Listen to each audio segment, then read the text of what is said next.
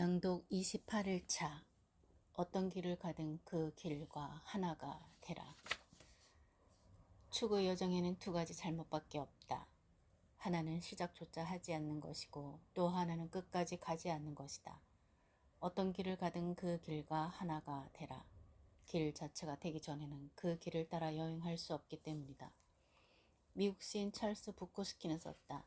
무엇인가를 시도할 것이라면 끝까지 가라. 그러면 너는 너의 인생에 올라타 완벽한 웃음을 웃게 될 것이다. 그것이 세상에 존재하는 가장 훌륭한 싸움이다. 대학 시절 자취방 얻을 돈이 없을 때면 학교 숲에서 밤을 새우곤 했다. 비가 내리거나 추운 날은 물리대 휴게실 창문을 넘어 들어가 커튼을 뜯어 덮고 잔 뒤 아침 일찍 다시 걸어놓고 나왔다. 자연히 몰골이 말이 아니었다. 장발에 수세미 머리를 하고 다니기 시작한 것도 이때부터였다. 신발 밑창이 떨어져 걸을 때마다 펄럭이고 밤의 한기를 견디기 위해 여름에도 검정 바바리 코트를 입고 다녔다.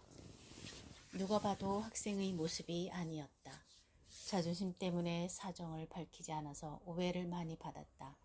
문학한다는 핑계로 일부러 지저분하게 하고 다닌다고 공개적으로 지적하는 문학하는 교수도 있었고 정신 이상자라고 멀리하는 학생들도 있었다. 그 중에서도 나를 특히 못마땅하게 여긴 국문과 선배가 있었는데 그는 늘 깨끗한 와이셔츠에 넥타이를 메고서 회사원처럼 서류 가방을 힘껏 쥐고 다녔다. 그러다가 손에 쥐가 나지 않을까 염려될 정도였다. 그의 눈에 내가 현실 부정적이고 태폐적인 데카당스로 보인 건 당연한 일이었다. 그는 마주칠 때마다 훈계를 늘어놓았고 나는 일부러 눈의 초점을 가운데로 모으고서 그를 쳐다보았다. 내 눈에는 그가 보들레르나 랭보의 시조차 읽어본 적 없는 위선적인 계몽주의 추종자로 보였다. 그가 편집장으로 있는 대학신문이 나에 대해 목련꽃 만발한 아름다운 캠퍼스의 봄을 흐려놓는 거지로 매도하는 기사를 실었을 때 그와 나의 악감정은 극에 달했다.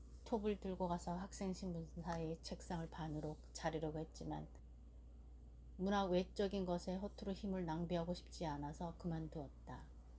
그냥 데카당스답게 입으로 머리카락을 후후 불어넘기며 다녔다. 이후 졸업할 때까지 그와 나는 한마디도 섞지 않았다. 우리는 서로에게 투명인간에 불과했다. 그는 대학원을 다녔고 나는 졸업 즉시 뒤돌아보지 않고 학교를 떠났다.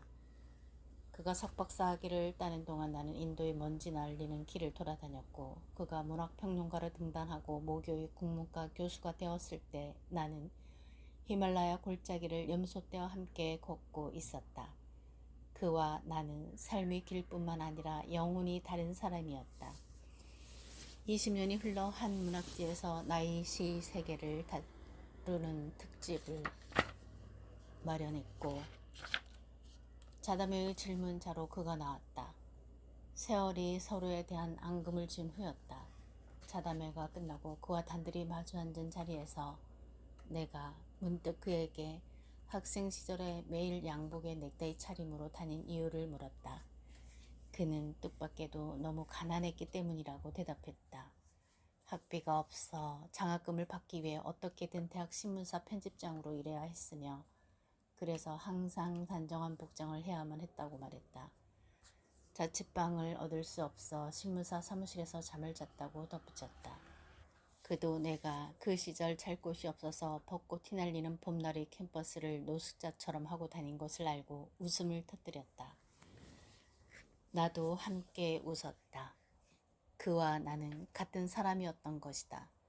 우리는 영혼이 다른 것이 아니었다. 방식이 달랐을 뿐 우리 둘 다 자신이 처한 상황에서 최선의 몸짓을 다한 것이다. 그는 그대로 학생신문사 책상 위에서 웅크리고 자고 나는 나대로 휴게실 커튼을 덮고 자면서 우리의 지향점은 다르지 않았다. 삶에 대한 추구와 갈망이 내면에 있었다면 나는 나의 방식대로 그는 그의 방식대로 한 구도자가 참나를 찾아 길을 떠났다. 돌을 뒤집어보고 나뭇가지를 흔들어보고 꽃을 들여다보면서 여정에서 만나는 모든 것을 확인했다. 그러면서 이것도 내가 아니다 저것도 내가 아니다 라고 하나씩 부정해 나갔다. 강과 바다, 번개와 폭풍 후 거대한 산도 내가 아니었다. 변화하는 현상에 불과한 것들은 궁극적인 참나가 아니기 때문이다. 이름도 명예도 지위도 참나가 아니었다.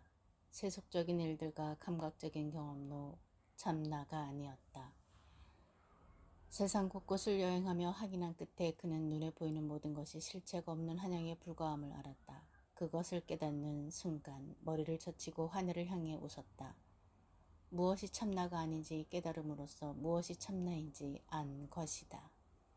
또 한 명의 구도자가 참나를 찾아 길을 나섰다. 그의 눈에는 마주친 모든 것이 그 자신이었다. 코끼리도 자신이고 코끼리 위에 타고 가는 원숭이도 원숭이를 보고 소리 지르는 앵무새도 그 앵무새를 어깨에 업고 가는 사람도 자신이었다. 산이든 강이든 들판이든 자신과 연결되지 않은 것은 아무데도 없었다. 이것도 나이다 저것도 나이다라고 세상 끝까지 확인해 나가다 보니 자신이 아닌 것은 단 한 가지도 발견할 수 없었다. 그것을 깨닫는 순간 머리를 젖히고 별들을 향해 웃었다. 모든 것이 나 자신임을 확고하게 긍정함으로써 무엇이 참나인지 아는 것이다.